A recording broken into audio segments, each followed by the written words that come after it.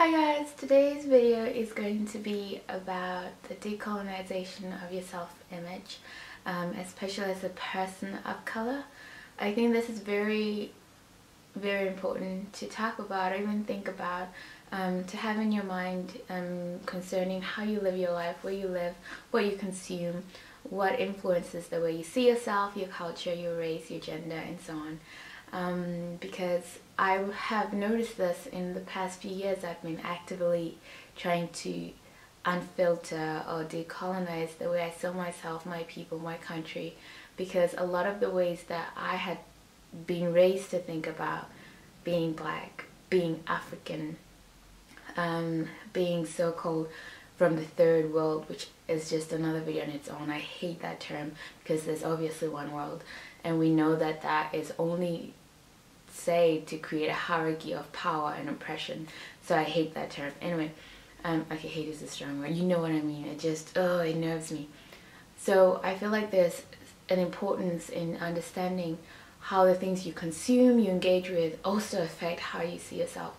When I was younger, growing up in a primary white culture, because I wasn't actively trying to preserve my own culture, because my culture has always been taught to me as inferior, there was no such pride in my culture.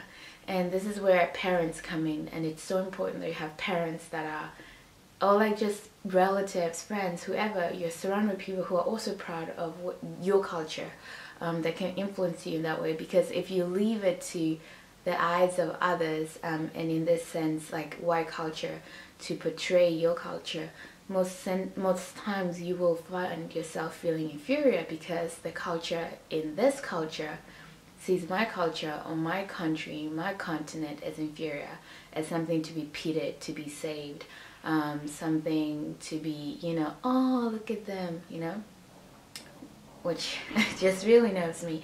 And you don't notice it, but slowly and slowly, those small subtle ways of talking about your country, of engaging with your country, they do affect you. And during the Christmas season, when people are feeling very giving, there are often campaigns about collecting money for the poor Africans.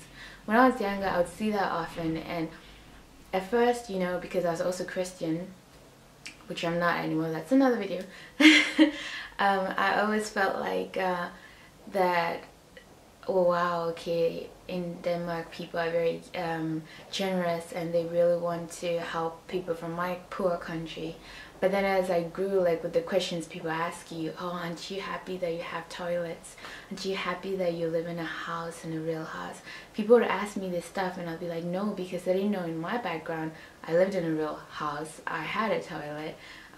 But also the fact that I hate that I even have to say that, because it's devaluing the people who don't have that. There's no reason for you to think you're superior just because you were born in a place that apparently is the epitome, a pinnacle of civilization. But what that enforced in me was a sense of inferiority, that I was less than.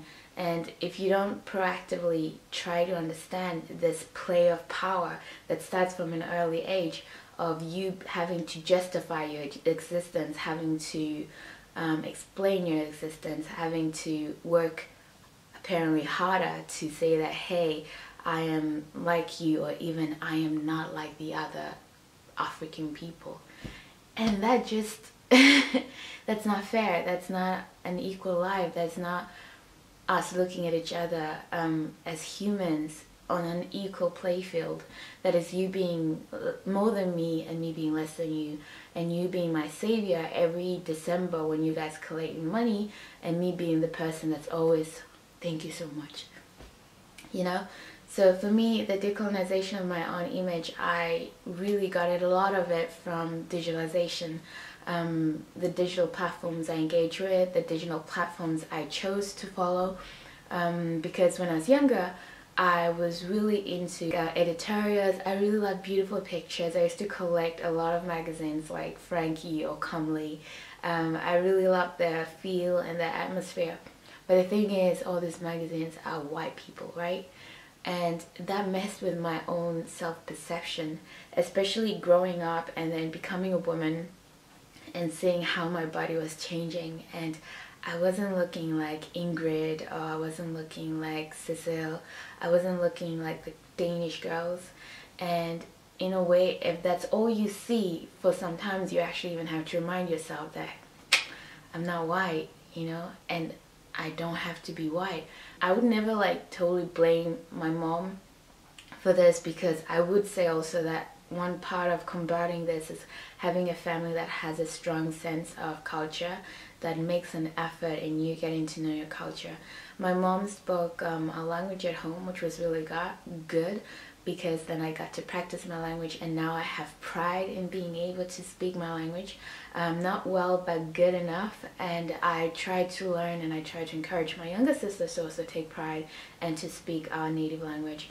And then there's also our culture, but I think my mom has always loved being her, and she has always loved being Ugandan, and she embraces her culture, her food. My mom, it's like she is in love with where she comes from. And I think it affects maybe the generation that grows up in the foreign country different than the generation that came here as an adult, where their self-image is already in their head. My mom never helped me as trying to fit in and be white. Never even crosses her mind. She's just, you know, she's just her.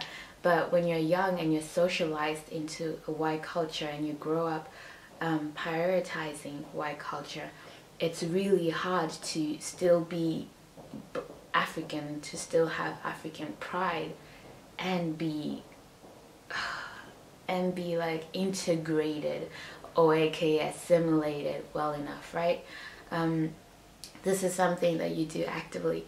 So one of the things I did, I stopped collecting magazines. I actually threw away all my magazines, my European magazine. I told myself I'll never consume those anymore. My mom was so sweet. When she went to Africa, she brought me a lot of like Ebony, and because we didn't have that back then, Ebony magazines, and they were American, and now they're more African magazines as well. So now we have a lot of those as well. And the first stash she brought, I would look at it and I would be able to see people like me. This was before like a lot of digital platforms. And then later on, I just also on my Tumblr, I unfollowed all the blogs that were just, you know, detrimental to my own self-image. If I wanted to follow like Fitspo, I would follow Black Fitspo. And if I wanted to follow like healthy eating, I would follow Black healthy eating. I really tried to change what I saw.